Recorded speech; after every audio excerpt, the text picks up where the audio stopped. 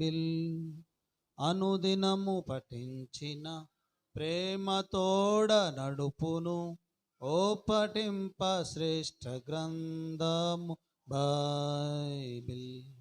The best book to read is the Bible. The best book to read is the Bible. If you read it every day, it will help you always. Oh, the best book to read is the Bible. రండి కొద్ది నిమిషాలు మనం దేవుని వాక్యం ధ్యానించుకుంటాం. దేవుని వాక్యం ధ్యానించుకొని మనము ఇక్కడ నుండి వెళ్ళనై ఉన్నాం.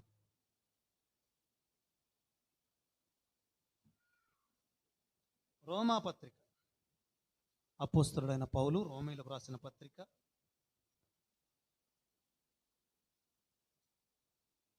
8వ అధ్యాయం.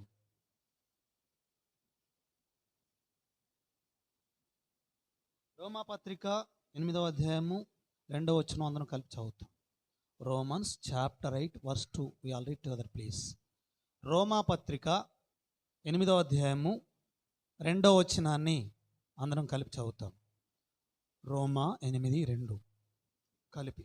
క్రీస్తు యేసునందు జీవమునిచ్చు ఆత్మ యొక్క నియమము పాప మరణముల నియమము నుండి నన్ను విడిపించెను. ఎట్లనగా ధర్మశాస్త్రము దేనిని చేయజాలకపోయెనో దానిని దేవుడు చేసెను. ఇంకొక మాట, గలతీ పత్రిక,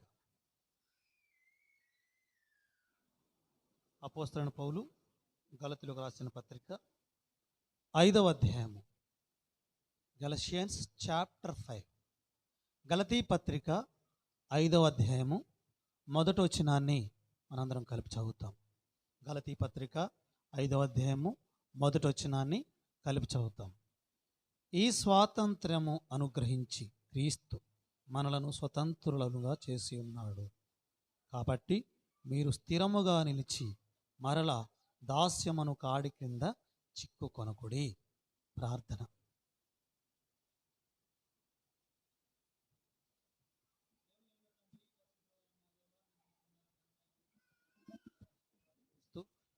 తండ్రి, మరి యొక్క తండ్రి ఉదయకాల సమయంలో జనవరి 26వ తారీఖు తండ్రి, మరి ఈ విధానంలో ప్రభా మా ప్రభు సన్నిధిలో తండ్రి మమ్మల్ని సమకూర్చిన విధానం అంతని బట్టి స్తుతిస్తున్నాం. మీరంతా నమ్మదగిన దేవుడుగా ఉండి, మారుని మార్పు చెందిన దేవుడుగా ఉండి ప్రభా మమ్మను కాపాడుతూ బలపరుస్తూ సంరక్షిస్తూ వస్తున్న మీ కృపలన్నిటిని బట్టి స్తుతిస్తున్నాం. మరి ప్రభా మరి భారతదేశం అంతా నాయన మరి ఈ దినాన మరి ప్రభా తండ్రి సంతోషంతో తండ్రి మరి యొక్క గణతంత్ర దినోత్సవాన్ని జరుపుకుంటుండగా తండ్రి మరి మాకు ఇచ్చినటువంటి ఈ స్వాతంత్రం బట్టి స్తుతిస్తున్నాం. తండ్రి మరి ఈ దినాన్ని పురస్కరించుకొని నీ సన్నిధిలో చేరి వచ్చిన మా అందరితో ప్రభా మీ వాక్యము ద్వారా మాతో మాట్లాడుతున్నామని వేడుకొనొచ్చు తండ్రి. మీ వాక్యం ద్వారా మమ్మల్ని బలపరచండి, పురుకొల్పండి, హెచ్చరించండి, సరిచేయండి. తృప్తిపరచబడినటువంటి వారమై మా ప్రభు సన్నిధిలో నుండి మేము వెళ్ళగలుగులాగున మీ సహాయాన్ని మాకు అందించమని వేడుకొనొచ్చు. మీ స్వరమును వినిపింపజేయమని యేసుక్రీస్తు ప్రభువారి పరిశుద్ధ నామములో తండ్రి మరి ఇంకా యేసుక్రీస్తు ప్రభువారిని సొంత రక్షకునిగా అంగీకరించి మారు మనసు పొంది బాప్తిస్మం తీసుకొని మీ కొరకై సాక్షులుగా బ్రతుకుతున్న వారిని బట్టి వందనాలు. ఎవరైతే ఇట్టి గొప్ప అద్భుతమైనటువంటి ఆధిక్యతలోనికి రాకుండా ఉన్నారో ప్రభువా అలాంటి వారితో మాట్లాడమని ప్రార్థన చేస్తున్నాం. ఈ శుభ సందర్భంగానైనా తండ్రి వారు తమ జీవితంలో మీకు తండ్రి స్థానమిచ్చులాగున, వారి హృదయములలో మిమ్మును చేర్చుకొనగలుగులాగున తండ్రి యేసుక్రీస్తు ప్రభువారిని కలిగి ఉన్న క్రైస్తవ జీవితాన్ని, రోషము కలిగిన జీవితాన్ని, సౌభాగ్యకరమైనటువంటి క్రైస్తవ జీవితాన్ని జీవించడం కొరకై తగిన తీర్మానము చేసుకోగలుగులాగున సహాయం చేయమని వేడుకొనొచ్చు. తండ్రి అల్పాయోగ దాసుడను, దుర్బలుడను, బలహీన శరీరము కలిగిన నన్ను ప్రభా మీ యొక్క ఓపిక బలమను గ్రహించి తండ్రి మీ శిలవచాటున మరుగుపరచుమని ప్రార్థన చేస్తున్నాను. మీ కృపకై మమ్మల్ని అప్పచెప్పుకుంటూ మీ సహాయాన్ని కోరుకుంటూ ఈ సమయమును దీవించుమని యేసు ప్రభు వారి పరిశుద్ధ నామములో, శక్తిగల నామములో స్తుతించి ప్రార్థించి బ్రతిమాలి అడిగి వేడుతున్నాము తండ్రి. ఆమేన్.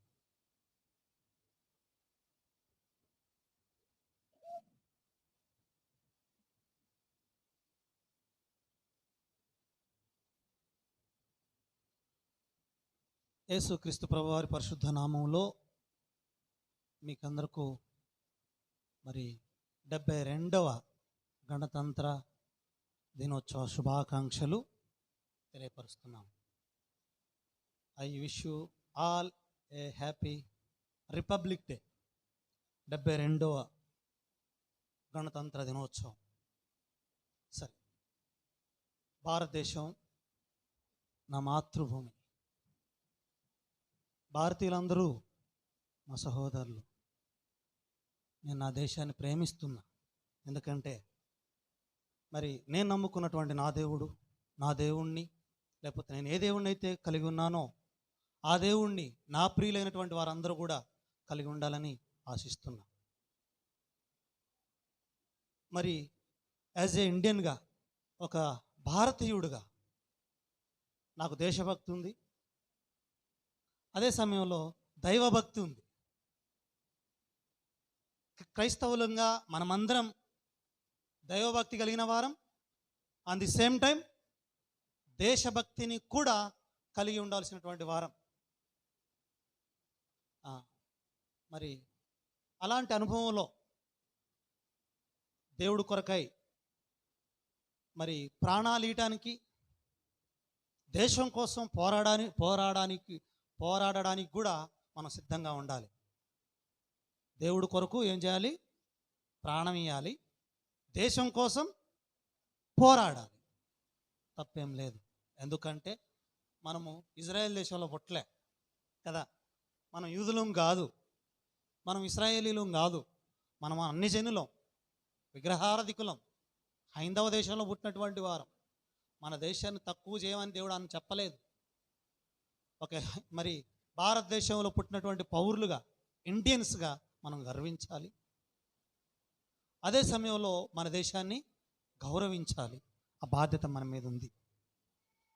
భారతదేశం అంతా ఈ రోజున 72వ గణతంత్ర దినోత్సవం జరుపుకుంటుంది. Republic day. మనకు బాగా గుర్తు, బాగా పరిచయం, బాగా మరి ఇష్టమైనటువంటి సందర్భం ఒకటి ఉంది. ఆగస్టు 15. ఆగస్టు 15 ఏంటి? ఏంది? ఆగస్టు 15 ఏంది?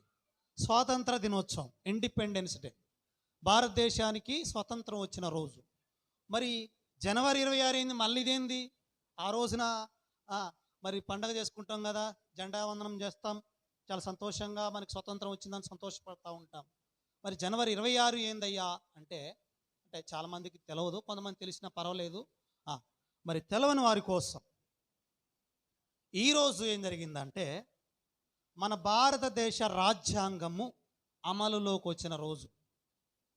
రాజ్యాంగము, కాన్స్టిట్యూషన్ ఆఫ్ ఇండియా అంటారు కదా, ఆ కాన్స్టిట్యూషన్ ఆఫ్ ఇండియా అప్లై అయినటువంటి రోజు ఈ రోజున. ఆగస్టు 15 రోజునేమో స్వతంత్రం వచ్చింది, జనవరి 26నేమో రాజ్యాంగం అమల్లోకి వచ్చింది. అదేంది విషయం ఏంటంటే, భారతదేశంలో దాదాపుగా మన భారతదేశానికి వ్యాపారం చేసుకుందాం అని వచ్చిన తెల్లోళ్ళు, అయ్యా మీ దేశంలో మేము వ్యాపారం చేసుకుంటాం, బతుకుతామయ్యా, దయచేసి మాకు కొంచెం ప్లేస్ ఇవ్వండి అని వచ్చారు. ఎవరండి? బ్రిటిష్ వారు. అయితే వాళ్ళు వచ్చిన తర్వాత ఇక్కడికి వచ్చిన తర్వాత పాతుకుపోయి రాజ్యాధికారాన్ని సంపాదించుకొని దాదాపుగా 150 నుండి 200 సంవత్సరాలు ఏలారు. ఘోరంగా, దుర్మార్గంగా ఏలారని మన భారతదేశంలో అనుకుంటారు. కానీ కాకపోతే వాళ్ళు వచ్చిన తర్వాతనే మన ఇండియా డెవలప్ అయింది. మహిళా కాలేజీలు పెట్టింది క్రిస్టియన్సే, లేదా మిషనరీలే, లేకపోతే వేరే దేశం వాళ్ళే, లేకపోతే వీళ్ళు అనుకుంటున్న ఆ తెల్లోళ్ళే, వీళ్ళు అనుకుంటున్న ఆ బ్రిటిష్ వాళ్ళే, లేకపోతే మన భారతీయులు అనుకుంటున్నా లేదా హైందవులు అనుకుంటున్నా ఆ క్రైస్తవులే మన ఇండియాలోకి వచ్చిన తర్వాత వచ్చి మరి కాలేజీలు స్థాపించారు, ఆడవాళ్ళకి చదువులు ఇప్పించారు, సతీ సహగమనాన్ని అంటే ఘోరమైనటువంటి దురాచారాలు ఉన్నాయి ఆ రోజుల్లో. సతీ సహగమనం అంటే భర్త ఉంటాడు, ఆ భర్త చచ్చిపోతే భార్యను కూడా చితిలో మంటల్లో చంపేయాలి. ఘోరమైన దురాచారం దాదాపు ఒక 150 సంవత్సరాల క్రితం వరకు కూడా మన భారతదేశంలో ఉంది. మన నాయనమ్మల తాతలు అట్లా అయ్యారు. అయితే వాళ్ళు వచ్చిన తర్వాతనే అది తప్పు, వాడు సచ్చిండు, బతుకున్న ప్రాణాన్ని ఇంకొక ఆడమ ప్రాణాన్ని ఎందుకు తీయాలి అనేటువంటి ఒక చట్టం తీసుకొచ్చి దాని రూపం మార్పిన వాళ్ళు వాళ్ళే. ఇక చదువులోళ్ళు, చదువు లేకుండా ఆడవాళ్ళు వంటింటి కుందేలు, వంటింట్లో నుంచి బయటికి రాకూడదు, వాళ్ళు ఒక ఆట వస్తువులాగా, ఒక నీచమైనటువంటి వారిగా ఆడవాళ్ళని పరిగణిస్తున్న రోజుల్లో ఆడవాళ్ళకు కూడా చదువు చెప్పాలి, ఆడవాళ్ళకు కూడా చదువులు ఉండాలి, ఆడవాళ్ళు కూడా ముందంజలో ఉండాలి అనేటువంటి మంచి ఆలోచనతో మహిళా కళాశాలలు, ఆడవాళ్ళకు చదువు తెచ్చింది ఎవరండి? బ్రిటిష్ వారు. హాస్పిటల్స్ కట్టించింది బ్రిటిష్ వారు. బ్యాంకులు పెట్టింది బ్రిటిష్ వారు. ఈరోజు డబ్బు దాచుకుంటున్నాం, ఈరోజు ట్రైన్లో పోతున్నాం మనం, ఆ ట్రైన్స్ రైలు పట్టాలు వేసింది ఆ బ్రిటిష్ వారు. బస్సులు కనుక్కొని ప్రతిదీ కూడా మరి వాళ్ళు వచ్చి చేశారు. వాళ్ళు పోవాలి, వాళ్ళు పోవాలి, వాళ్ళు పోవాలి, మాకు కావాలా, మాది కావాలని పోరాటం చేశారు. ఓకే, అది ఎందుకు చేశాం? సరే, మాది మేము చేసుకుంటాం, మా దేశాన్ని మేము పరిపాలన చేసుకుంటాం, మీరు పోండిరా నాయన అని పోరాటాలు చేశారు కదా. దాన్ని స్వాతంత్ర ఉద్యమం అంటారు కదా, స్వాతంత్ర సంగ్రామం లేదా ఉద్యమం అంటారు. చాలామంది జాతీయ ఉద్యమ నాయకులు, స్వతంత్ర ఉద్యమ నాయకులు, మరి గాంధీ గారు, ఇంకా సుభాష్ చంద్రబోస్, అల్లూరి సీతారామరాజు, చెప్పండి, ఏం తప్పేం లేదు. చరిత్ర, అది సినిమా కాదుగా, చరిత్ర, హిస్టరీ ఆఫ్ ఇండియా. ఏం కాదు, సుభాష్ చంద్రబోసు, ఇంకా పెద్ద పెద్ద వాళ్ళు, శివాజీ, ఆ తర్వాత లాల్ బాల్ పాల్, ఇట్లాంటి గొప్ప గొప్ప ఉద్యమ నాయకులు మరి పోరాటాలు చేసి ఏం సాధించుకున్నాం? స్వతంత్ర భారతదేశాన్ని. మీరొద్దు మాకు, మేమే పరిపాలన చేసుకుంటాం అని వాళ్ళు పోయారు. ఇప్పటికి 1947 అంటే ఎన్నైనా 76 కావచ్చు, 72 గణతంత్ర దినోత్సవం, 47 నుండి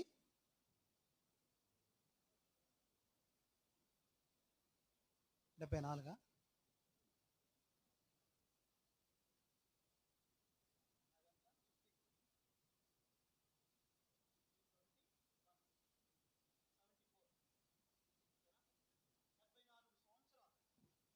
74 సంవత్సరం వచ్చి, స్వతంత్రం వచ్చి మనోళ్ళే పరిపాలన చేస్తున్నారు.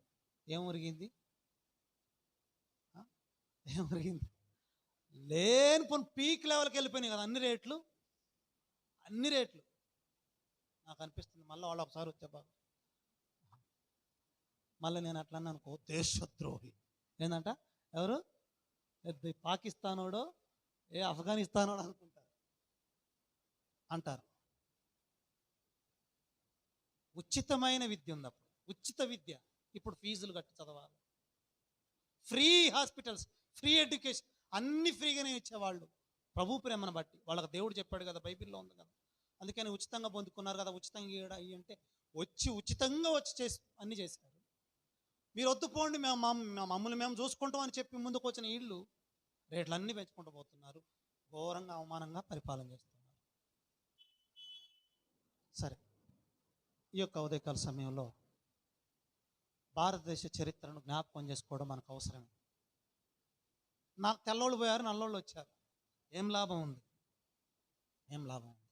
సరే, ఈ విషయాన్ని పక్కన పెడితే గణతంత్ర దినోత్సవం ఏంటి అసలు? మళ్ళీ ఇదేంది? రిపబ్లిక్ డే ఏంది? ఇండిపెండెన్స్ డే ఒకటి ఉంది కదా, మరి ఈ రిపబ్లిక్ డే ఏంటి అనేటువంటిది ఆలోచిస్తే 1947 ఆగస్టు 14 రాత్రి వాళ్ళు వదిలిపోయారు. తెలుసు కదా మనకి ఇండియాకు స్వతంత్రం ఎప్పుడు వచ్చింది? 1947 ఆగస్టు 14 అర్ధరాత్రి వచ్చింది. ఇక అర్ధరాత్రి కాబట్టి 15 అని చేసుకుంటాం మనం పండగ. సరే, వాళ్ళు వెళ్ళిపోయారు. పోయిన తర్వాత వాళ్ళు పరిపాలన చేసిన కాలంలో ఒక పరిపాలన పద్ధతి అని ఉంటుంది, రూల్స్ ఉంటాయి కదా, రూల్స్ అండ్ రెగ్యులేషన్స్. ఈ ప్రకారం పరిపాలన చేయాలి, ముఖ్యమంత్రి ఇది చేయాలి, ప్రధానమంత్రి ఇది చేయాలి, ఎమ్మెల్యే ఇది చేయాలి, కలెక్టర్ ఇది చేయాలి, ఒక వార్డు మెంబర్ ఇది చేయాలి, ఒక మనుషులుగా ఇది చేయాలి అనేటువంటి రూల్స్ ఉంటాయి కదా. ఆ రూల్స్ వాళ్ళ రూల్స్ ప్రకారంగా చేశారు. అయితే వాళ్ళు పోయిన తర్వాత మోర్ దెన్ ఒక 2 years వాళ్ళదే ఉంది. అప్పుడు మరి బాబు రాజేంద్ర ప్రసాద్, గుర్తుపెట్టుకోండి బాగా, బాబు రాజేంద్ర ప్రసాద్ అనేటువంటి ఒక ఆయన నేతృత్వంలో కొంతమంది టీం, ఆ టీంలో మెయిన్ లీడర్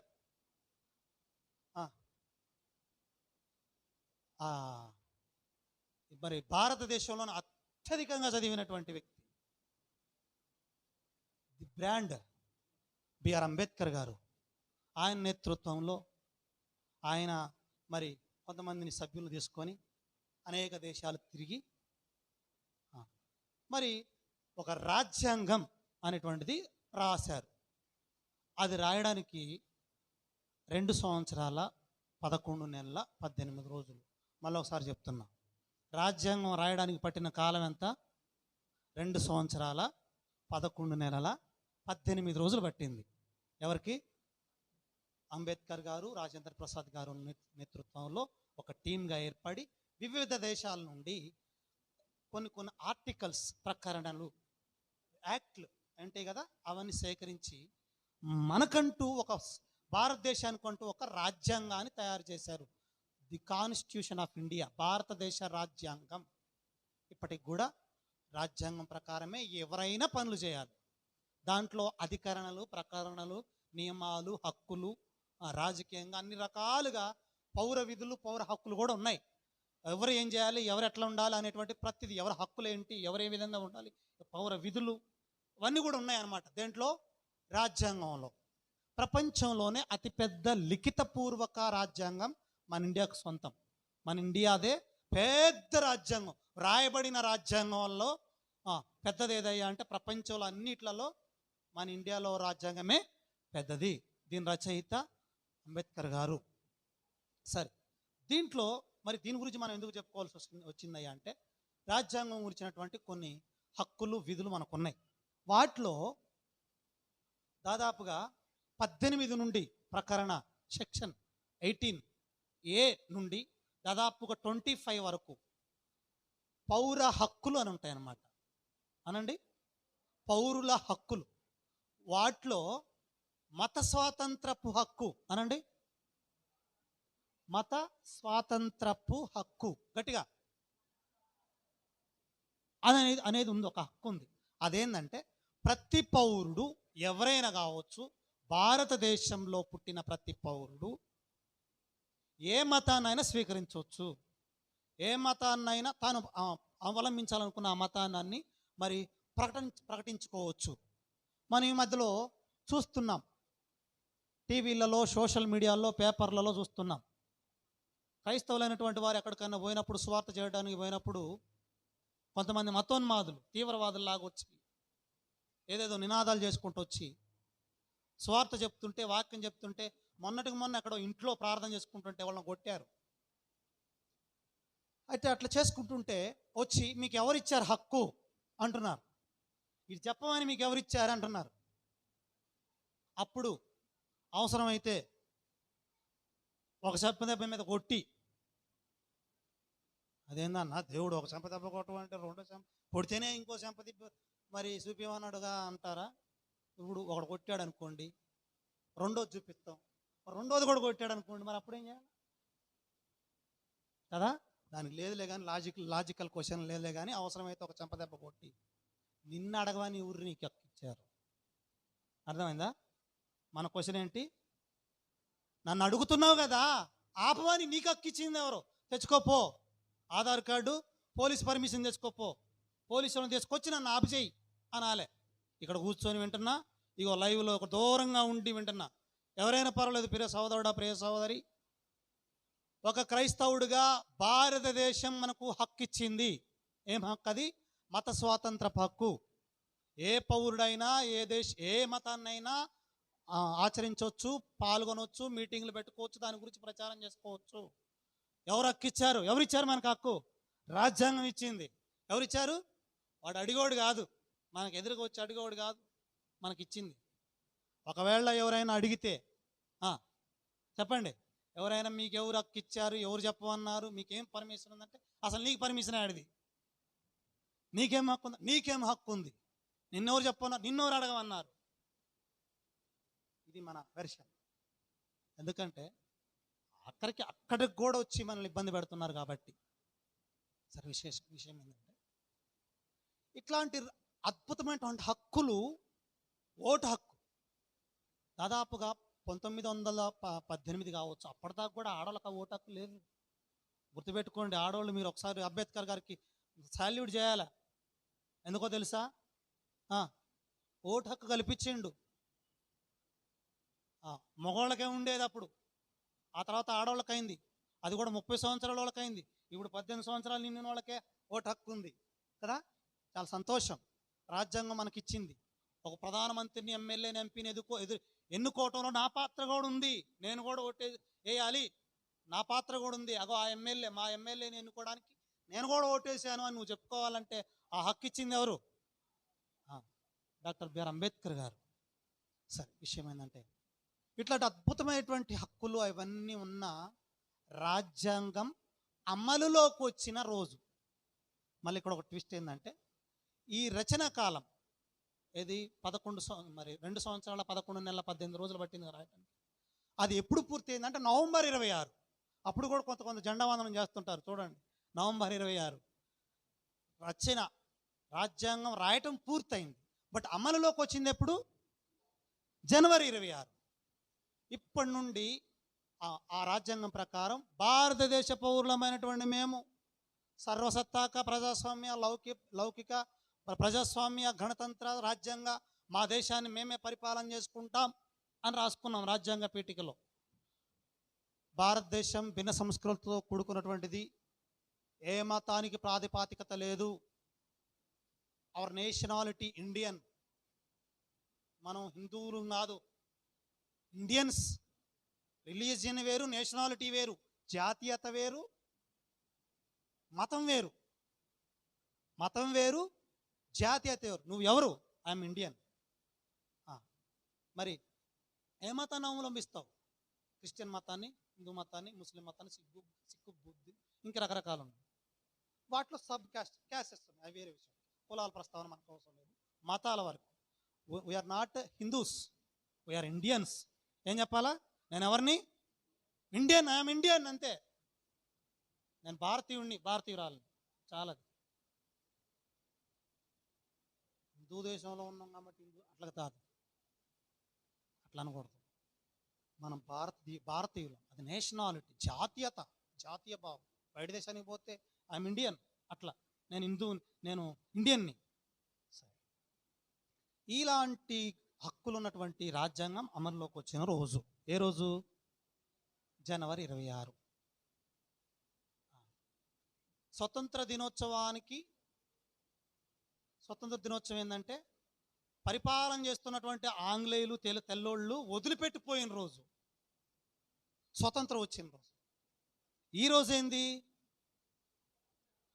మన రాజ్యాంగం అమలైన రోజు, మనకు మనంగా పరిపాలన చేసుకున్న రోజు. ఇక్కడ విషయం ఏంటంటే 1947లోనే స్వతంత్రం వచ్చిన, మరి 1950 వరకు, జనవరి 26 వరకు ఏ చట్టాలు అమల్లో ఉన్నాయి? బ్రిటిష్ వారి చట్టాలు అమల్లో ఉన్నాయి.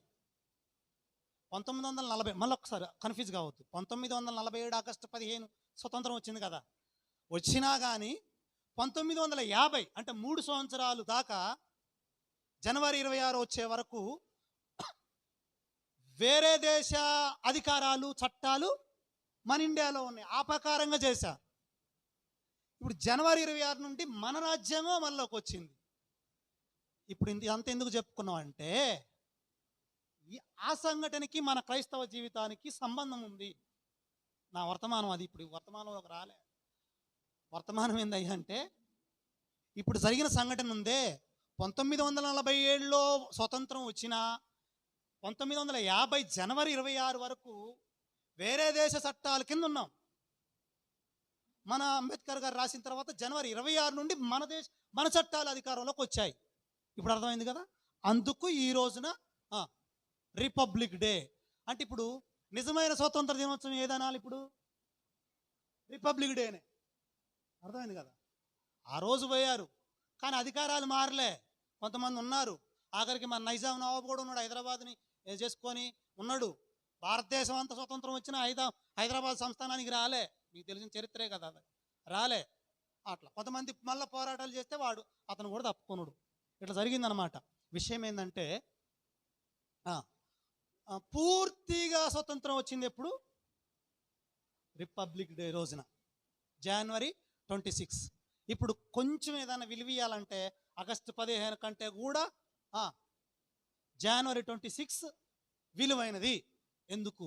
మన దేశం, మన ప్రజలం, మన రాజ్యాంగం అమల్లోకి వచ్చిన రోజు.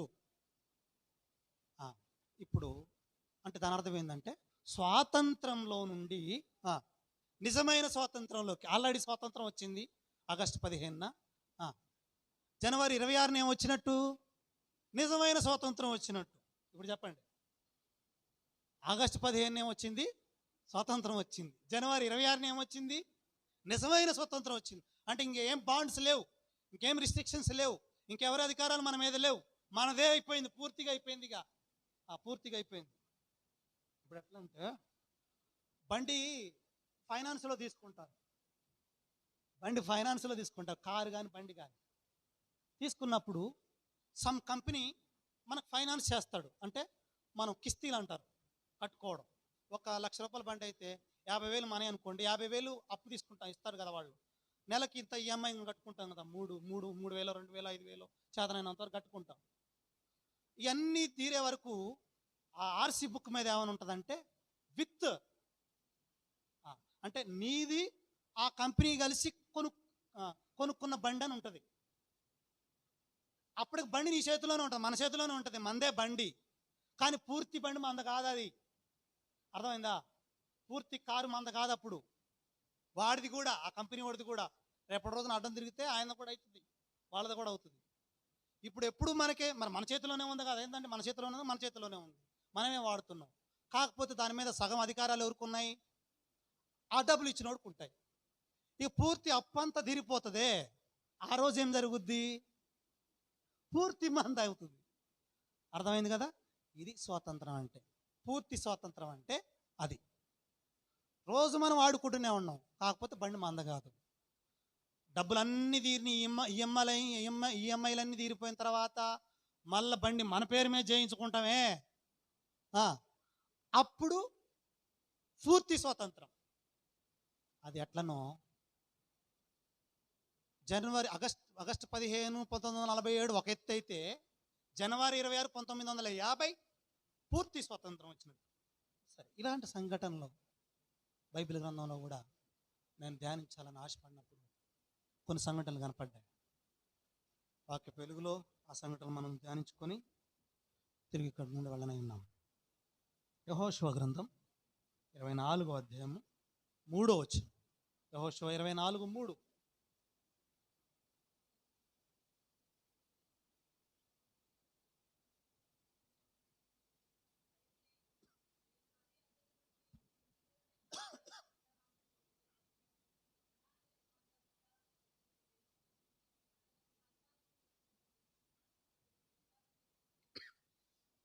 అతనికి సాకునిచ్చింది అబ్రహాము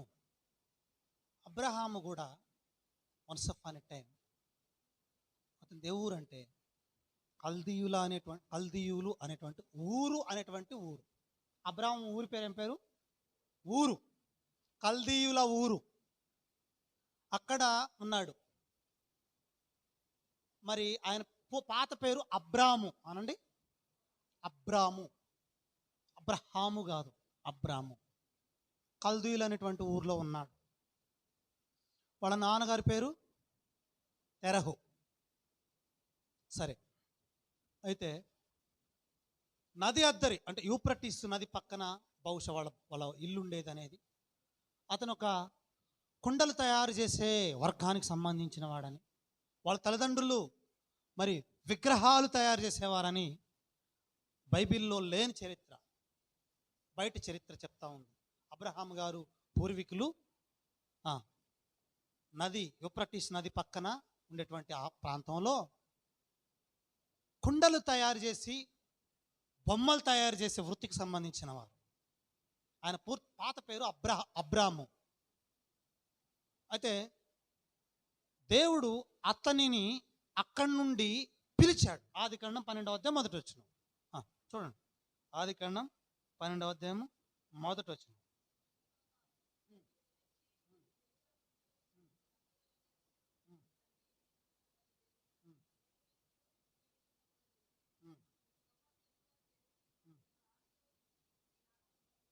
నేను నీకు చూపించు దేశమునకు వెళ్ళుము.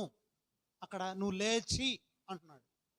సరే, అబ్రహాము ఉన్నది గతంలో ఒక పాప భూయిష్టమైనటువంటి పాప బ్రతుకు కల్దీయుల ఊరు. ఈ పైన ఏమో చూడండి, 11వ అధ్యాయం 21 వచ్చిన 31 వచ్చిన 11వ అధ్యాయం 31 వచ్చిన.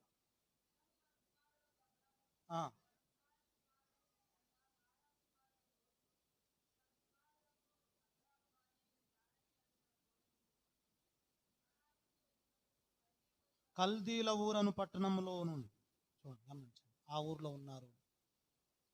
అయితే అతను మరి గతంలో అక్కడ వాళ్ళ తల్లిదండ్రులతో ఉన్నప్పుడు భార్య, పెద్ద ఫ్యామిలీ, ఒక చేతి నైపుణ్యత కలిగినటువంటి కుటుంబం, మరి నైపుణ్యంగా కొన్ని వస్తువులు తయారు చేసి అమ్ముకొని బిజినెస్ చేయగలిగేటువంటి సామర్థ్యం ఉంది.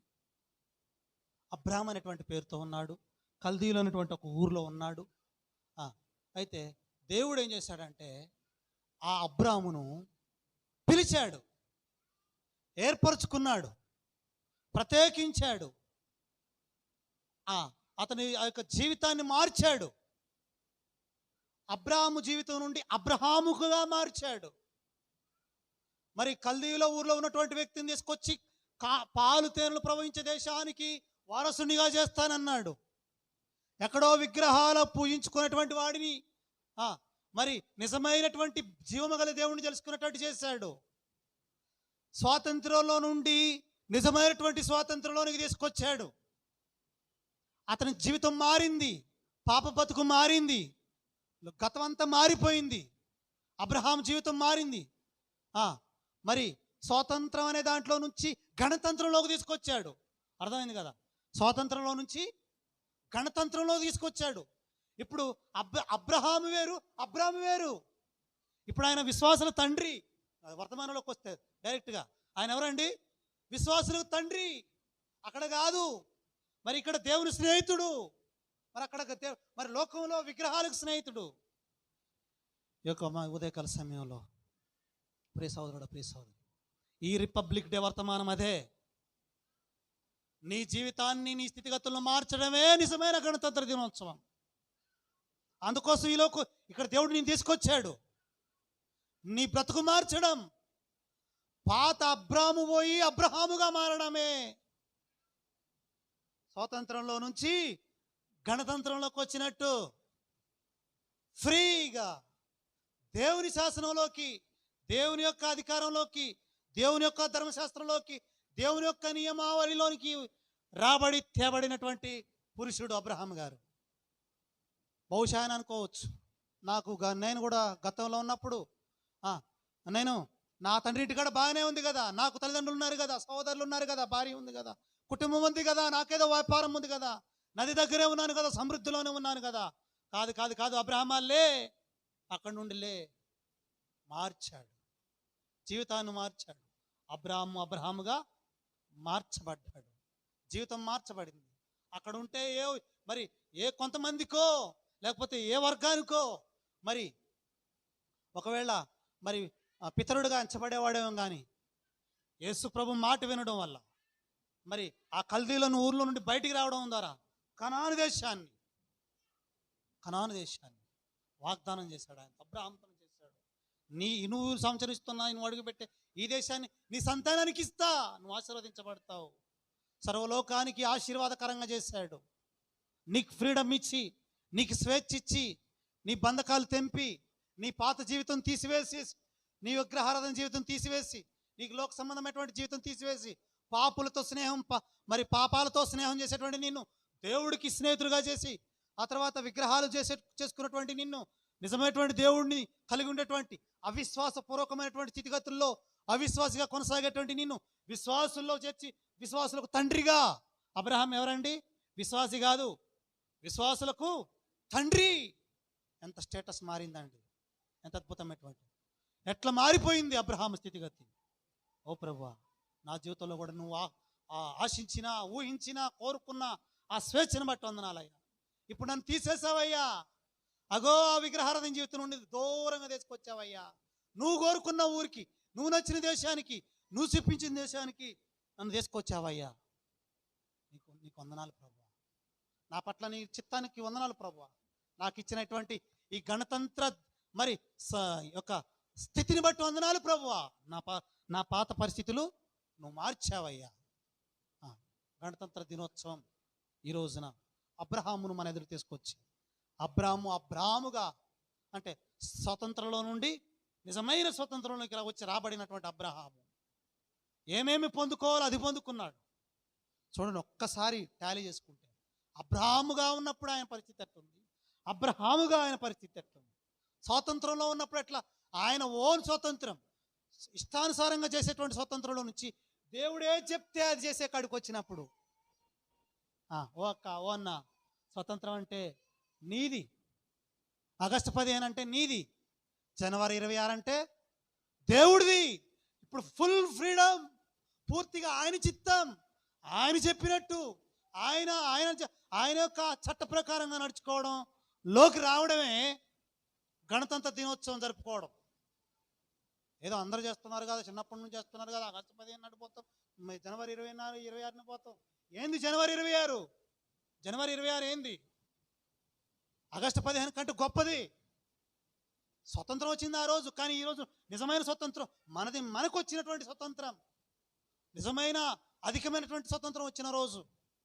అది నీ జీవితంలో ఎప్పుడు సాధకం అంటే అబ్రహాములాగా నీ చిత్తానుసారంగా జీవించినప్పుడు కాదు, అబ్రహాములాగా దేవుడి చిత్తాన్ని చేసినప్పుడు.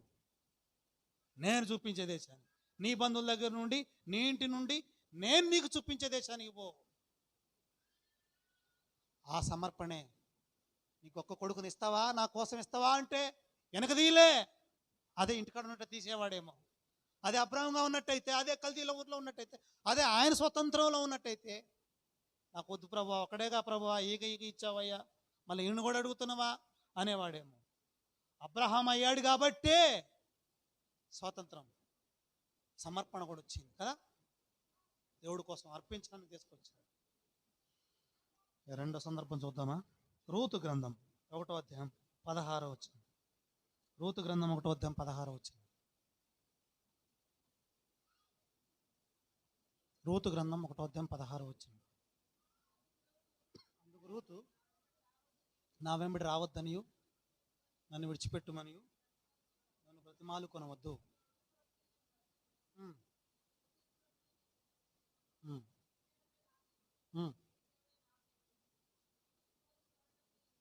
నీవు మృతి పొందు చోట నేను మృతి పొందేదను. ఇక్కడ చదువు, అక్కడనే పాతి పెట్టబడేదను, మరణము తప్ప మరి ఏదైనను నిన్ను నన్ను ప్రత్యేకించిన ఎడల యెహోవా నాకు ఎంత కీడైనను చేయనుగాక. రెండవ వర్గం చూస్తున్నాం. స్వాతంత్రంలో నుండి నిజ స్వాతంత్రంలోకి రాబడినటువంటి వర్గం రూతు వర్గం. రూతు మనకు తెలుసు ఎక్కడి నుండి అక్కడికి వచ్చిందండి? మోయాబు నుండి చెప్పండి, బెత్లెహేంకి వచ్చింది. రూతుది ఏ దేశం? మోయాబు దేశం. ఇప్పుడు ఏ దేశానికి వచ్చింది? బెత్లెహేంకి వచ్చింది. రూతు భర్త పేరు మహలోను.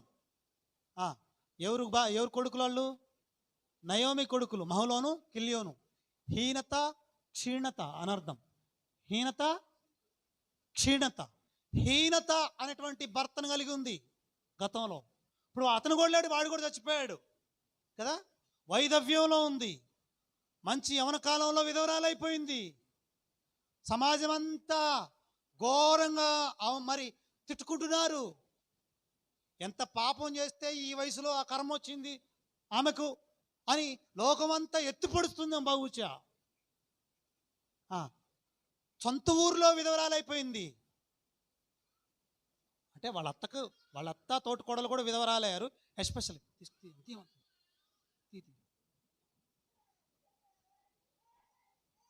బయట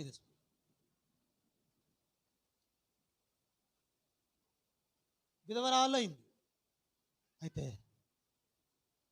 అక్కడి నుండి అత్యద్భుతమైనటువంటి స్వాతంత్రంలోకి రాగలిగింది. ఎక్కడికో తెలుసా? యూదా దేశపు బెత్లెహేము. ఆమె వచ్చింది ఎక్కడికి రాబడింది? అర్థమవుతుందా? ఎక్కడి నుండి ఎక్కడికి వచ్చింది ఆమె? మోయాబు నుండి మరి యూదా దేశపు బెత్లెహేముకి. ఆ యూదా దేశపు బెత్లెహేం ఎవరిదో తెలుసా? దావీదు రాజు పట్టణం అది. అదే యూదా దేశపు బెత్లెహేంలో యేసుక్రీస్తు ప్రభువారు పుట్టాడు. రొట్టెల ఇల్లు, సమృద్ధి కలిగినటువంటి స్థలం, దేవుడు ప్రజలు, దేవుడు సహవాసం. ఎలాంటి స్వాతంత్రం అండి! ఓ మహానుభావ, నువ్వు ఇచ్చిన స్వాతంత్రం బట్టి వందనాలయ్యా. ఆమెకు స్వతంత్రం ఉంది. వాళ్ళ అత్త అంటుంది, అమ్మా నేను ముసల్దాని కదా, నేను వెళ్ళిపోతాను, మీరు కూడా వయసులో ఉన్నారు కదా, మీరు వెళ్ళి పెళ్లి చేసుకోండి అంటే, ఇంకొక ఆమె తోటి కోడలు ఉందిగా, ఆమె ఏం చేసింది? పోయింది. ఆమె స్వాతంత్రాన్ని ఉపయోగించుకుంది కదా.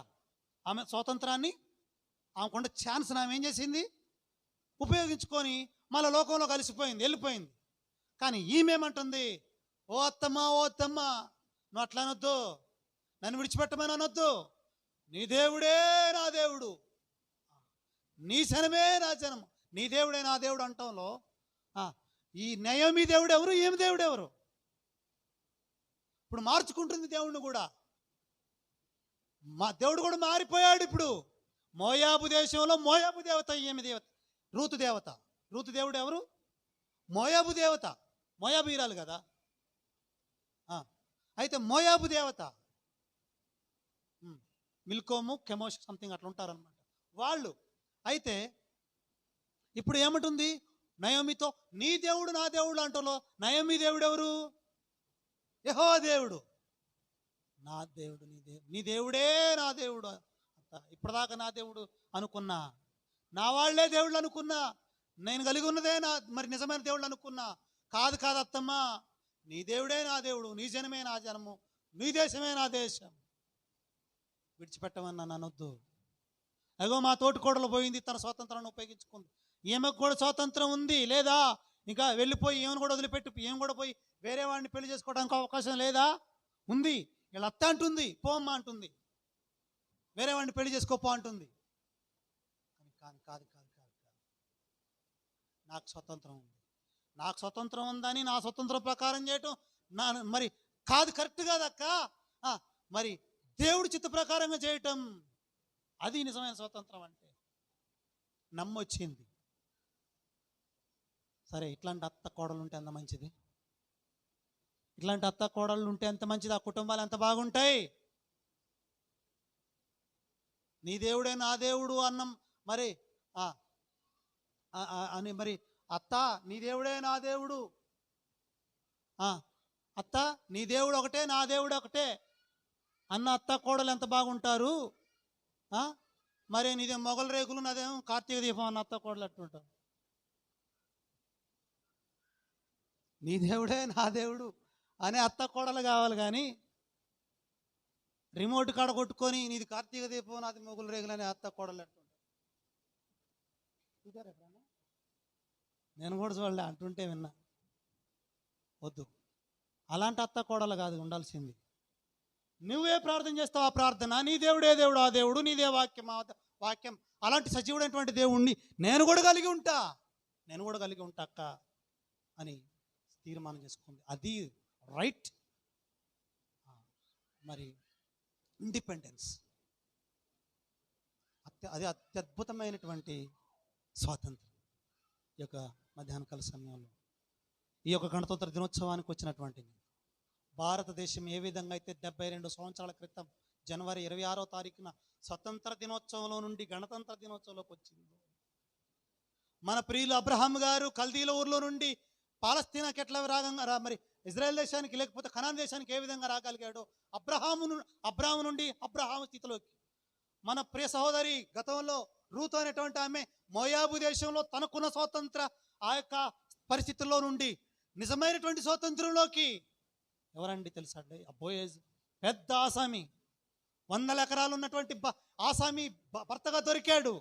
దేవుడి కోసం నమ్మకంగా జీవించు, ప్రార్థన చేసుకో, ఖచ్చితంగా నీకు కూడా దేవుడు అలాంటి యజమానుని ఇస్తాడు. ఏమన్నటువంటి సహోదరులారా, సహోదరులు కావచ్చు, సహోదరులు కావచ్చు, దేవుడి మీద పూర్తిగా దేవుడి చిత్తానికి డిపెండ్ అయ్యేటువంటి విధానంలో ముందుకు కొనసాగితే క్షీణత పోయి, హీనత పోయి, చావు పోయి, మరణం పోయి, అవమానం పోయి, వైధవం పోయి, ఇప్పుడు శ్రీమతి అయిపోయింది.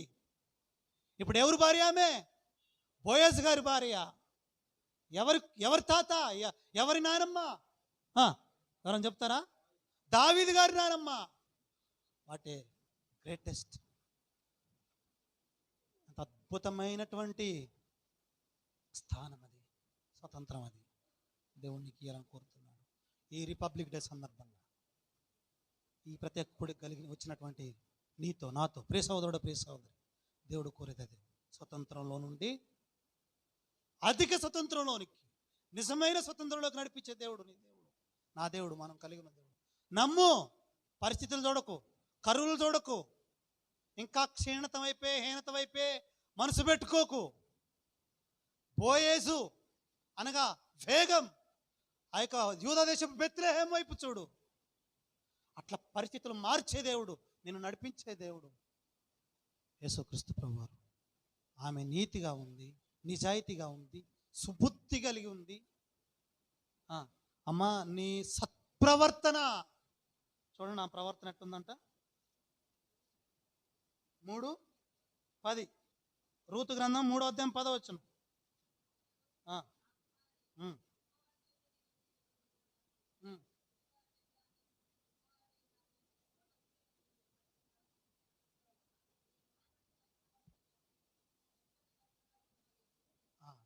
మునుపటిదే సత్ప్రవర్తన అంట. అక్కలో రూతు గారిది మునుపే సత్ప్రవర్తన అంట. ఇప్పుడు వెనకటి సత్ప్రవర్తన మునుపటి సత్ప్రవర్తన కంటే ఎక్కువైపోయిందంట.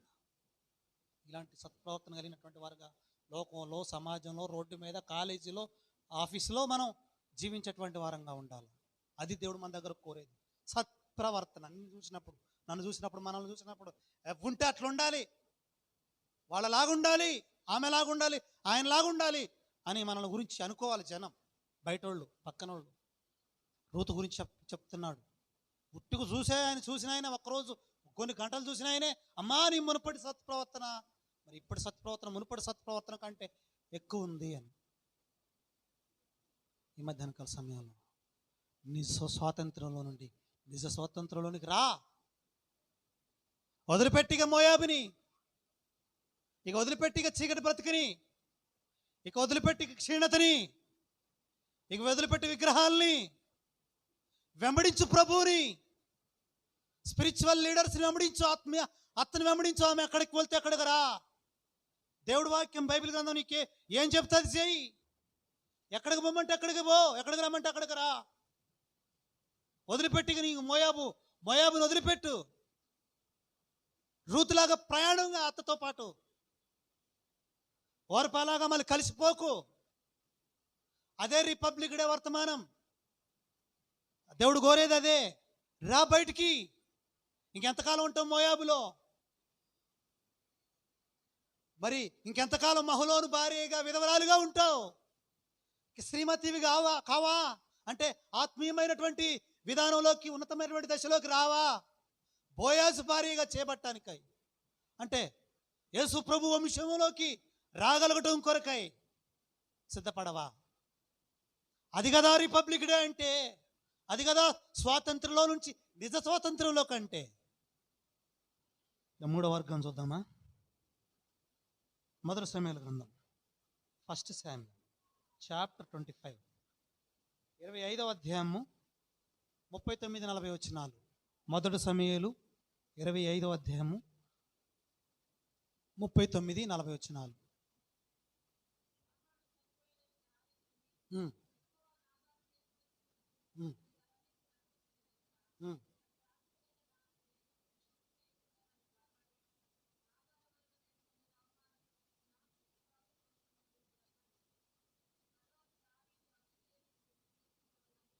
తరువాత దావీదు అబీగయిలును పెళ్లి చేసుకొనవలెనని ఆమెతో మాట్లాడ తగిన వారిని పంపాను. 40 కూడా, 40-41.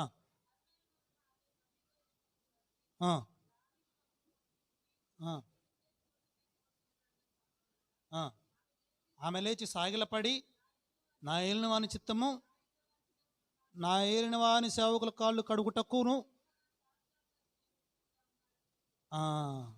తర్వాత 42, త్వరగా లేచి గార్ధపు మీద ఎక్కి తన వెనుక నడుచున్న 5 పనికత్తెలతో కూడా దావీదు పంపిన దూతల వెంబడి రాగా దావీదు ఆమెను పెళ్లి చేసుకొనెను.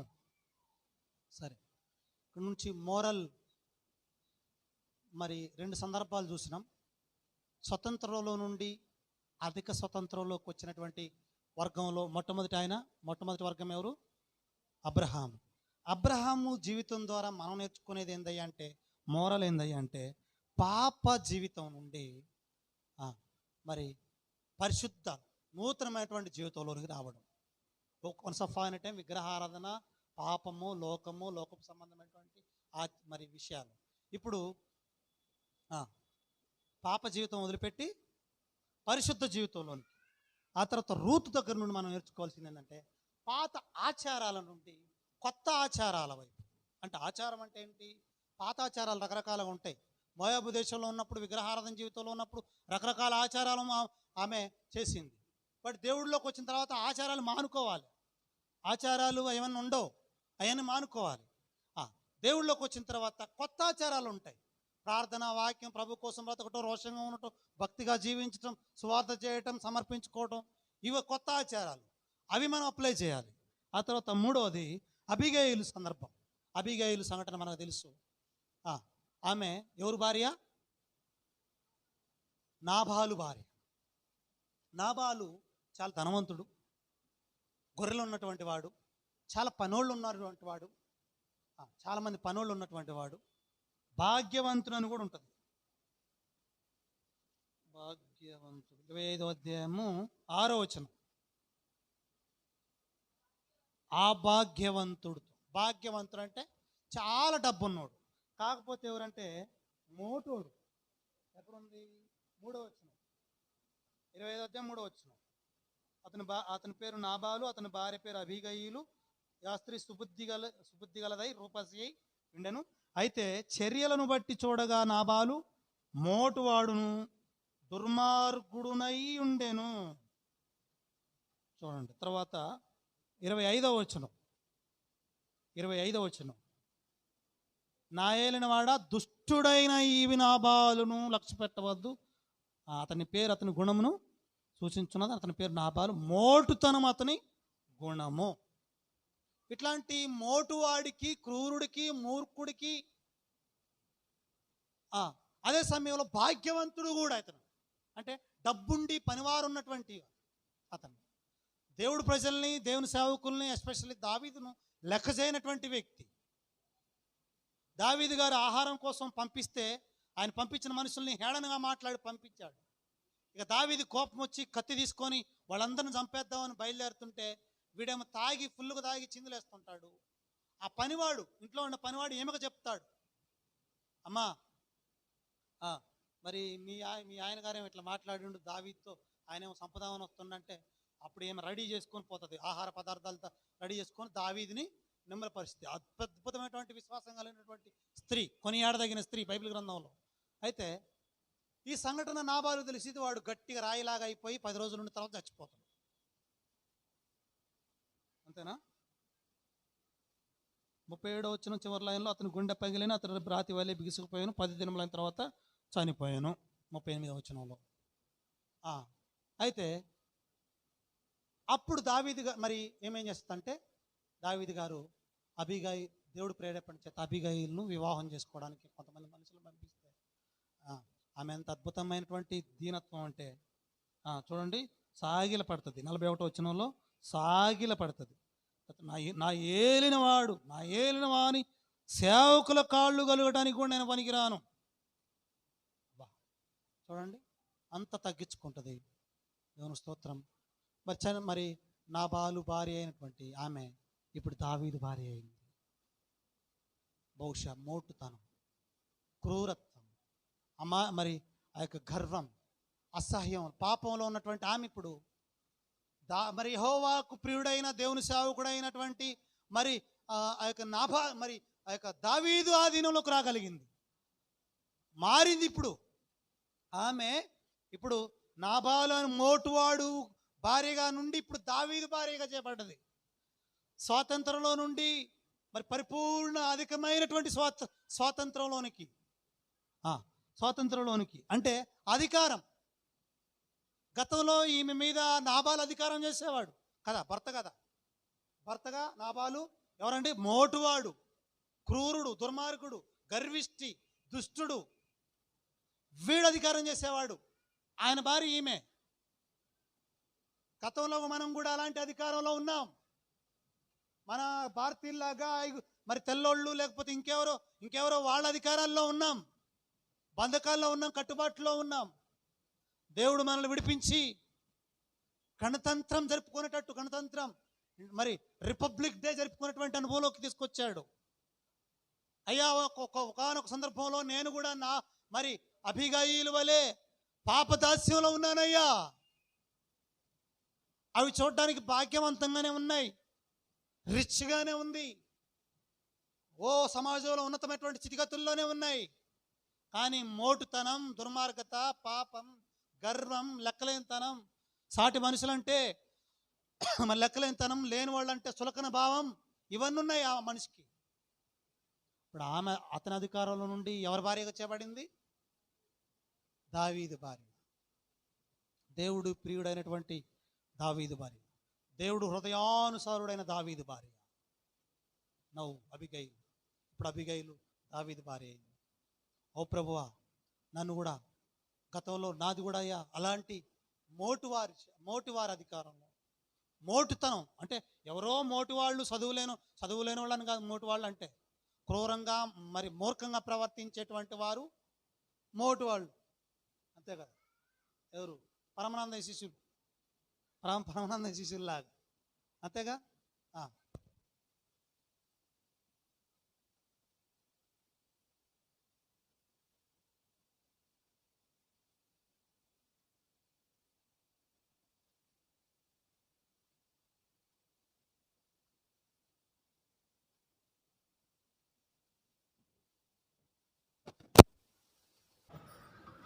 మరి నేను క్యాలిక్యులేటర్లో చేసే లెక్కలు ఆ నోటితోనే చేస్తుంది. నేను క్యాలిక్యులేటర్ తీసుకొని టైప్ చేసే లోపల ఆ నోటితో చేసే బుద్ధి, చదువుకోలే, అక్షరముకు రాదు, చదివితేనే ఎక్కువైంది. మనకి ఇంకేమన్నా అంటారు, చదువుకున్నాడు కంటే ఇంకేందో అంటారు, నేను అనలే. కానీ చదువుకున్నప్పుడేమో కాకరకాయ అన్నోళ్ళు మంచిగా, చదువుకున్న తర్వాత కీకరకాయ అన్నారండి. వాటి కీకరకాయ అది అవసరమా? చదువుకోకుండా ముందేమో కాకరకాయని మంచిగా అన్నోళ్ళు, చదువుకున్న తర్వాత కీకరకాయ అయింది. అది హెచ్చులు. మోటు వాళ్ళు కాదు నేను అనేది, ఆ మోటు వాళ్ళు కాదు. మొరటుగా, క్రూరంగా, అమానుషంగా చెట్టెక్కి ఆ చెట్టు కొమ్మరని నిలబడి చెట్టుని కొమ్మ మొదట్లో నరికేవాడిని మొరటివాడు అనకపోతే ఏమనాలి? అర్థమైంది కదా. సందుకొందులు ఉన్నటువంటి రోడ్ల మీద కూడా బైక్ని 70, 80, 80, 100, 90 కిలోమీటర్ల వేగంతో నడిపోడిని తెలుగుగల్లోడు అనాలనా? మోటోడు అనాలే కదా. అలాంటి వాళ్ళు మోటోడు. అలాంటి స్వభావం అవుతుంది. మనం కూడా అట్లా ఉన్నాం. మన స్వభావం అట్టుంది. ఎవరు చెప్పినా వినేటవాళ్ళం కాదు మనం.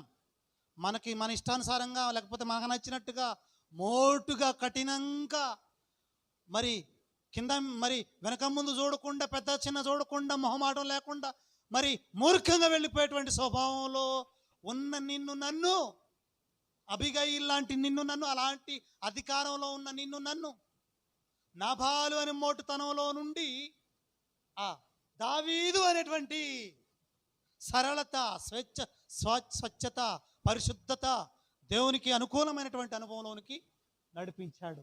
అది రిపబ్లిక్ డే అంటే. నీ మనసు మార్చుకో. హృదయ కఠినాన్ని వదిలిపెట్టి ఇంకా హృదయం మారదా? ఇంకా మోటిగానే, ఇంకా మూర్ఖంగానే, ఇంకా కఠినంగానే, ఇంకా దుర్మార్గంగానే, ఇంకా నాబాలు వంటి మరి దుష్టత్వ మనసులోనే కొనసాగితే, ఓ ప్రియ సోదరుడ, ప్రియ సోదరి, రిపబ్లిక్ డే చేసుకున్నట్టు కాదు. మార్చుకున్నప్పుడే నీ హృదయము, ఆ కఠిన హృదయం మెత్తగైనప్పుడే, హృదయం మారినప్పుడే స్వభావం మారినప్పుడే నీవు ఏ అధికారం కింద అయితే ఉన్నావో ఆ దుష్టాధికారం నుండి తప్పింపబడి దేవుని అధికారంలోకి వచ్చి, అయ్యా నేను నీ మాట వింటానయ్యా, నువ్వు చెప్పింది చేస్తానయ్యా, ఎవరు చెప్పిందో చేస్తున్నానయ్యా, ఎప్పటికీ వాళ్ళు చెప్పిందే చేస్తున్నానయ్యా, వాళ్ళు చెప్పింది చేసి నశించిపోతున్నానయ్యా, నష్టపోతున్నానయ్యా, శాపం తెచ్చుకుంటున్నానయ్యా నా మీదకి, వాళ్ళు చెప్పింది తూచ చెప్పకుండా పాటిస్తున్నానయ్యా, ఖచ్చితంగా వాళ్ళ మాటే వింటున్నానయ్యా, ఇప్పుడు నష్టపోయింది చాలక ఇంకా వింటున్నాయా వాళ్ళ మాటలు. అట్లా కాకుండా అయ్యా నేను నీ మాట వినేటట్టు చేయయ్యా. అబీగయిల మాట, ఆయన మాట, నాబాలు మాట ఆమె విన్నది. ఇప్పుడు దావీదు మాట వింటుంది. అతను పోయాడు, మోటోడు వెళ్ళిపోయాడు, ఆ అధికారం పోయింది, ఆ పరిపాలన పోయింది, నడిపింపు మారింది. రా దేవుడు మందిరంలోకి, రా దేవుడు నడిపింపులోకి. దేవుడు చెప్పినట్టు చేయి, లోకస్తులు చెప్పినట్టు కాదు, అన్యులు చెప్పినట్టు కాదు, ఎవరో మూర్ఖులు చెప్పినట్టు కాదు, దేవుడు చెప్పినట్టు చేయి, దేవుని వాక్యం చెప్పినట్టు చేయి, దేవుడికి లోబడు. అదే ఇండిపెండెన్స్ డే, అదే రిపబ్లిక్ డే. అప్పుడే దేవుని యొక్క చట్టము, బైబిల్ గ్రంథం అమల్లోకి వచ్చిన రోజు. అర్థమైందా? దేవుడి మాట నువ్వు ఎప్పుడైతే వింటావో అదే రిపబ్లిక్ డే. దేవుడి మాట అంటే ఏంటి? దేవుడి శాసనం, దేవుడి వాక్యం. అది నువ్వు ఎప్పుడైతే అప్లై చేసుకుంటావో అదే ఒరిజినల్ రిపబ్లిక్ డే. వేరే వాళ్ళ మాటలు వింటున్నావు అనుకో, అదేమో ఇండిపెండెన్స్ డే. స్వతంత్రంలోనే ఉన్నావు కానీ రిపబ్లిక్లోకి రాలే. ఆగస్టు 15 కాడనే ఉన్నావు, జనవరి 26లోకి రాలేదు. ఈ మధ్యాహ్న కాల సమయంలో దేవుడిని కోరేది మూడో వర్గమా? 3 విషయాలు చూసాం. స్వతంత్రంలో నుండి అధిక స్వతంత్రంలో నుండి నిజమైన స్వతంత్రంలోకి వచ్చిన 3 వర్గాల వారు. 1 అబ్రహాము, 2 చెప్పండి రూతు, 3 అబీగయీలు. అబ్రహాము ఏం తెలియజేస్తున్నాడు చెప్పుకున్నాం కదా, పాత బ్రతుకు నుండి కొత్త బ్రతుకులోకి, పరిశుద్ధ బ్రతుకులోకి. 2 రూతు, పాత ఆచారాల నుండి కొత్త పరిశుద్ధమైన ఆచారాల్లోకి. 3 అబీగయీలు, పాత అధికారం నుండి కొత్త అధికారంలోకి. 4వది ద్వితీయోపదేశకాండం 4వ అధ్యాయం 20వ వచనం. ద్వితీయోపదేశకాండం 4వ అధ్యాయం 20వ వచనం.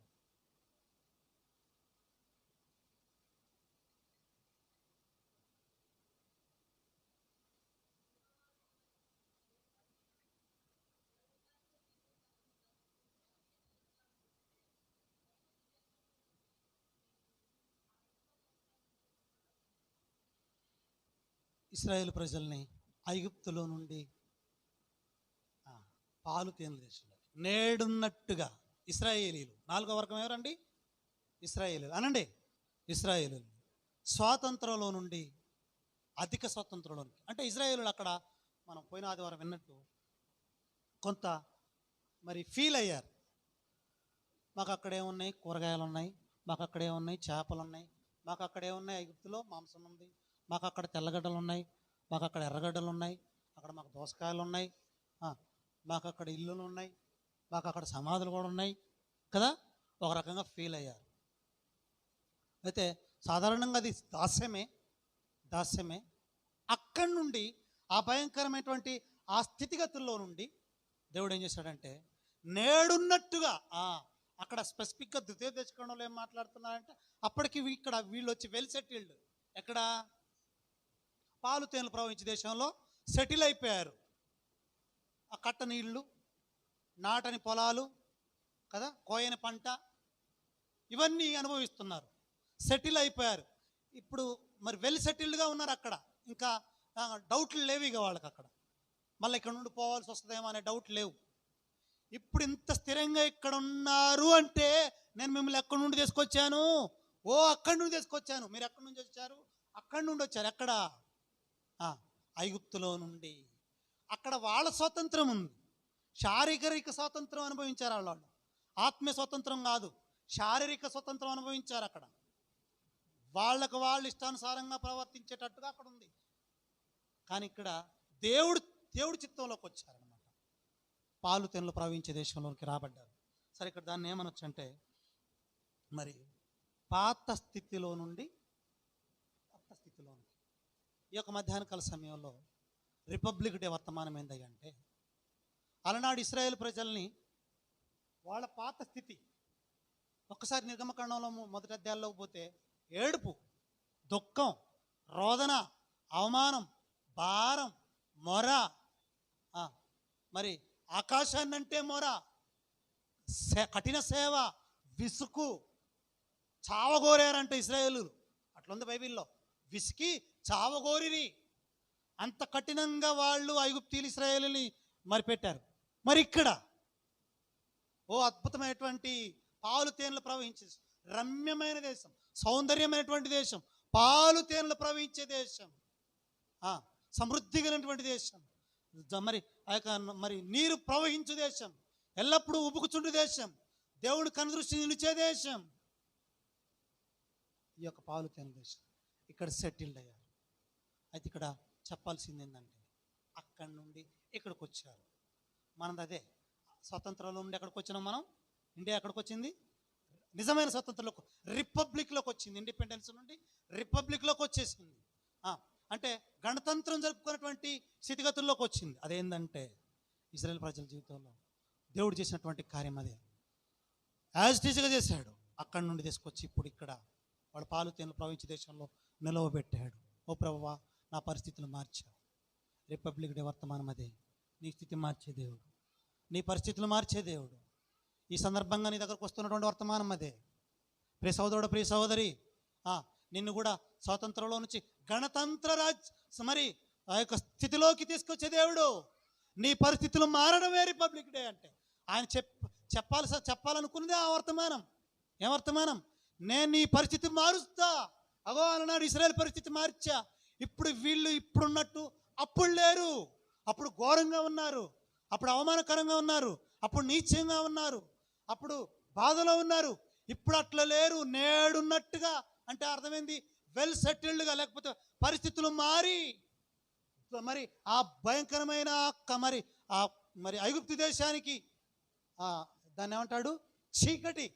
ఐగుప్తు అంటే చీకటి, ఐగుప్తు అంటే దాసుల గృహం, ఐగుప్తు అంటే ఇనుప కొలిమి, ఐగుప్తు అంటే కాడి. అవన్నీ తీసి ఇప్పుడు మిమ్మల్ని సెట్ చేశాను కదా, స్థిరంగా ఉన్నారు కదా, మంచిగా ఉన్నారు కదా. ఆ అనుభవం ఇచ్చింది దేవుడు. కాబట్టి మనం కూడా నీ స్థితిని, నీ పరిస్థితులను కూడా అట్లా మార్చగలం. అప్పులు, ఇబ్బందులు, కష్టాలు, శ్రమలు, అనారోగ్యం అంతా చెప్పుకుంటాను అంతే. ఇజ్రాయెల్ ప్రజల గురించే దేవుడు చెప్పారు, మీరు ఇప్పుడు ఉన్నట్టుగా మిమ్మల్ని ఉంచాను ఇంత మంచిగా చేసి అని అంటున్నారు. అప్పుడు అట్లున్నారు, ఇప్పుడు ఉన్నట్టుగా చేశానంటే ఇప్పుడు మంచిగా ఉండాలని అర్థం. అట్లనే మనం కూడా చెప్పుకుంటాం, అయ్యా అన్న వన్స్ ఆఫ్ ఆన్ టైం మేము అట్లుండేవాళ్ళం, కానీ దేవుడు ఇప్పుడు మమ్మల్ని ఎట్లా చేశాడు? స్వాతంత్రంలో నుంచి అధిక స్వాతంత్రంలోనికి నడిపించాడు. మా స్థితి మార్చాడు. స్థితి మారడమే రిపబ్లిక్ డే అంటే. నీ పరిస్థితి, నీ ఇన్కమ్, నీ స్థానం, లేకపోతే నీ యొక్క స్థాయి మార్చి నిన్ను పెద్దగా చేయడమే రిపబ్లిక్ డే. చివరిగా ఒకటి చూసుకొని ప్రార్థన చేసుకుంటాం. మత్తయి సువార్త 26వ అధ్యాయము 28వ వచనం. మత్తయి సువార్త 26వ అధ్యాయం 28వ వచనం. మత్తయి సువార్త 26:28.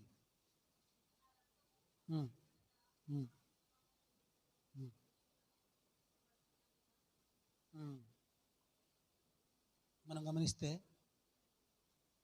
సంఘం కోసం యేసు ప్రభు చెప్తున్నాడు, రక్తం కార్చి అప్పగింపబడే రోజు ఉన్నాడంటే, నేను మీ కొరకు ఏం చేస్తున్నాను, ఇది మీ అందరి కొరకు మరి చిందింపబడుతున్నాను. నా నిబంధన రక్తం అన్న దగ్గర, అక్కడ నిబంధన అన్న దగ్గర ఒకటేసి 1వ 3వ ఉంటుంది చూడండి. కొత్త నిబంధన అంటే కొత్త నియమం, కొత్త వాగ్దానం.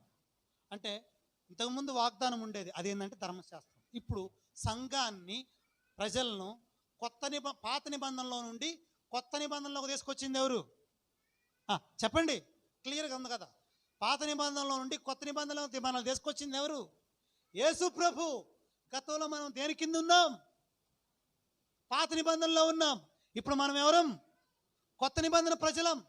గతంలో మన మీద అధికారం చేసింది ఎవరు? పాత నియమం. అందుకని రోమపత్రిక 8వ అధ్యాయం ఫస్ట్ చదువుకున్న మాట, 8వ అధ్యాయం 2వ వచనం, పాప మరణముల నియమం, దాని నుండి జీవము కలిగించే ఆత్మ నియమం. పాప మరణముల నియమం నుండి ఆత్మ నియమంలోకి నడిపించాడు అనండి. ఏడుంది ఈ మాట? రోమా 8:2 చూడండి. రోమా 8:2 ఆత్మ నియమము, అది పాప మరణాల నియమం అనేది ఒకటి ఉంది, ఆత్మ నియమం అనేది ఒకటి ఉంది. యేసుప్రభు ఏం చేశాడు? పాప మరణాల నియమం నుండి ఆత్మ నియమంలోకి నడిపించాడు. అనగా ధర్మశాస్త్రంలో నుండి చెప్పండి కొత్త నిబంధనలోకి నడిపించాడు. మరి శిక్షలో నుండి కృపలోనికి నడిపించాడు. అర్థమైంది కదా? ధర్మశాస్త్రం ఆయన్ని మోషే ద్వారా కలిగినాయి, కృపా సమాధానం ఎవరి ద్వారా కలిగింది? యేసు ప్రభు ద్వారా కలిగింది. ఎవరి చోట మొత్తం అధ్యాయాలు ఉంటుంది. మరి అదే ధర్మశాస్త్రంలో నుండి మనలను ఎక్కడ నడిపించాడు? కొత్త నిబంధనలో నడిపించాడు. పాప మరణంలో నియమంలో నుండి ఎక్కడ నడిపించాడు? ఆత్మ నియమంలోకి నడిపించాడు. కన్ఫ్యూజ్ కావద్దు, ఆత్మ నియమంలోకి నడిపించాడు. భారతదేశం బ్రిటిష్ వారి నియమాల నుండి భారత రాజ్యాంగంలోకి వచ్చింది. అర్థమైంది కదా? బ్రిటిష్ కాన్స్టిట్యూషన్లో నుండి ఇండియన్ కాన్స్టిట్యూషన్ భారత రాజ్యాంగ నియమంలోకి వచ్చింది. ఇది ఎట్లనో once of on a time మనం కూడా దేవుడు నమ్ముకోకముందు పాపంలో ఉన్నాం. దాని అర్థమైంది? ధర్మశాస్త్రంలో ఉన్నాం. అదేమి నియమం? పాప మరణముల నియమం. అంటే పాపం చేస్తే మరణం అనేటువంటి నియమం ఖచ్చితంగా. కంటికి కన్ను, పంటికి పళ్ళు, చెయ్యికి చెయ్యి, దెబ్బకి దెబ్బ, వాతకు వాత. మనం ఎవరినైనా చంపితే మనల్ని కూడా చంపాలి. మన వల్ల ఎవరి కాలాన్ని పోతే మన కాలు కూడా పోవాలి. మనల్ని ఎవరు చేయని విరగొడితే మన చేయి కూడా విరగొట్టబడాలి. మనం ఎవరైనా దెబ్బ కొడితే మనకు కూడా దెబ్బ, ఎవరికైనా వాత పడితే మనకు కూడా వాత. అలాంటి నియమం అది పాప మరణముల నియమం. ఇప్పుడు ఆ నియమం నుండి మనల్ని ఆత్మ నియమంలోనికి నడిపించాడు యేసుక్రీస్తు ప్రభువారు. ఏ విధంగా అంటే ఇప్పుడు దాకా మనం చెప్పుకున్నట్టు మళ్ళీ ఒకసారి గుర్తు చేస్తా. భారతదేశం జనవరి 26వ తారీఖు 1950 ఇండియన్ కాన్స్టిట్యూషన్ను అమల్లోకి తెచ్చుకున్నట్టు అప్పటిదాకా ఉన్న మరి ఫారెన్ కాన్స్టిట్యూషన్స్, వేరే దేశాల మరి ఇంగ్లీష్ కాన్స్టిట్యూషన్స్, వేరే దేశాల రాజ్యాంగ నియమాల్లో నుండి ఇప్పుడు మన భారతదేశ రాజ్యాంగ నియమాల్లోకి వచ్చాము. ఎట్లా వచ్చామో అట్లనే యేసుక్రీస్తు ప్రభువారు పాప మరణముల నియమం నుండి మనల్ని ఎక్కడికి నడిపించాడు? ఆత్మ నియమంలోనికి మనల్ని నడిపించాడు. అది యేసుక్రీస్తు ప్రభు ద్వారా సాధ్యమైంది. వాస్తవానికి మనందరం కూడా మరి లోకంలో ఉన్నాం, పాపంలో ఉన్నాం. ఒక పాప స్వభావం, పాప మరి నియమాలు మనల్ని ఏళ్తా ఉన్నాయి. ఎందుకంటే మనకు ఆ స్వభావం ఉంది, ఆ బుద్ధి, పాత బుద్ధి. దాన్ని ఏమన్నాడు తెలుసా? ప్రాచీన స్వభావము అంటాడు. చూడండి, కొలసీ పత్రిక 3వ అధ్యాయం 9వ వచనం. కొలసీ పత్రిక 3వ అధ్యాయం 9వ వచనం. కొలసీ 3:9.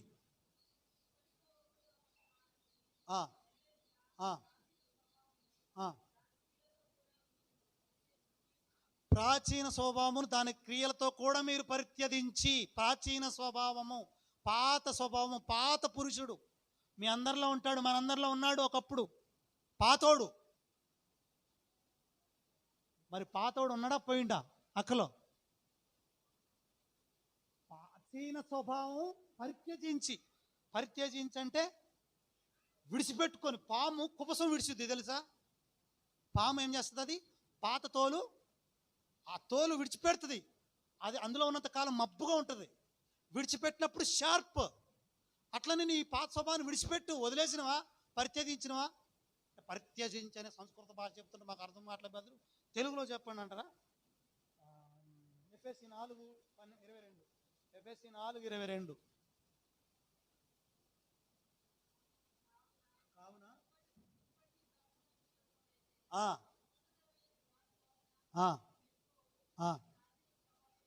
మీ ప్రాచీన స్వభావమును వదులుకొని. రిపబ్లిక్ డే వర్తమానం ఏందయ్యా అంటే పాత నియమంలో నుండి కొత్త నియమంలోనికి రావడమే రిపబ్లిక్ డే. ప్రియ సోదరుడు, ప్రియ సోదరి, నువ్వు, మనం, నేను చెప్తున్నా, నేను, మనందరం కూడా నీ ప్రాచీన పాత స్వభావం, పాత పురుషుడు, నూతన పురుషుడు, అంతరంగ పురుషుడు అంటాడు కదా పౌలు గారు. పాత పురుషుడు, పాత స్వభావం. ఏం స్వభావం అంది? అబద్ధాలు ఆడే స్వభావం. మనం మాట్లాడేటప్పుడు ఆ స్వభావం అనుసరించి మాట్లాడతామంట. యోహాను సువార్తలోనా?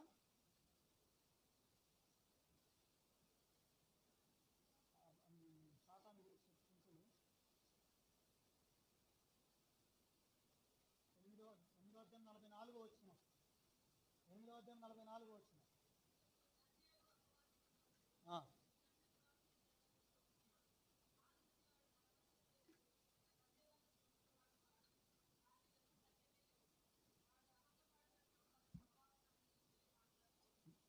స్వభావం అనుసరించే మాట్లాడు. మనం ఎట్లా మాట్లాడుతున్నాం? స్వభావం నీ స్వభావం ఎట్లుందో అట్లా మాట్లాడు. పాము స్వభావం ఎలాంటిది? పాలు పోసి పెంచినా దాని స్వభావం మానుకుంటుందా? మానుకోదు కదా. దాని స్వభావం అలాంటిది. అక్కడ దాకా ఎందుకండి? ఇప్పుడు ఒక వేప చెట్టు ఉంది. వేప చెట్టు ఆకు ఎట్లుంటుంది? చేదుగా ఉంటుంది.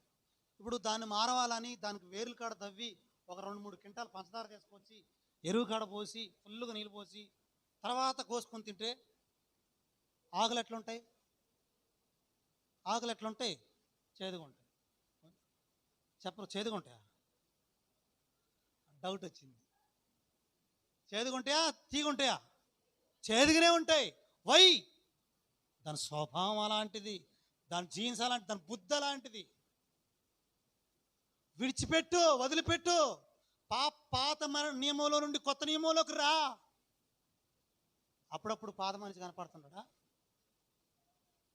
ఇంకో నాకు కోపం వచ్చిందంటే మంచి మాటలు కూడా రావు అంటే ఆల్రెడీ ఉన్నాయనే అందులో. కాకపోతే సీడీ ఆన్ చేయలేదు అంతే, క్యాసెట్ ఆన్ చేయలే. ఆన్ చేస్తే అవి వస్తాయి. కాకపోతే క్యాసెట్ ఇడిదిప్పేసుకున్నాం క్యాసెట్. అబ్బా మంచిగానే ఉంది అనుకుంటున్నారు జనం. ఒకళ్ళు కోపం వచ్చింది అనుకో నీకు, ఇప్పుడు దాన్ని తీసి క్యాసెట్ తిప్పి, క్యాసెట్ అంటే ఈ రోజుల్లో క్యాసెట్లు కాదు ఇంకే మెమరీ కార్డులు వచ్చినాయి. ఇప్పుడు అవి కూడా లేవు, మొత్తం ఆన్లైనే వచ్చింది కదా. క్యాసెట్లు తెలిసిన వాళ్ళకి తెలుసు ఈ సంగతి. క్యాసెట్ తిప్పేయటం ఉంటుంది కదా, ఏబీ పార్ట్లు ఉంటాయి కదా. అంటే దాని అర్థమైంది, నాకు కోపం వస్తే క్యాసెట్ తిప్పేస్తాను అర్థమా?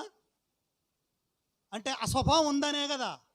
ఆ స్వభావం బుద్ధి అది పోవట్లేదనే కదా. అప్పుడప్పుడు కనపడుతుందనేగా అర్థం, అప్పుడప్పుడు చూపిస్తామనేగా అర్థం.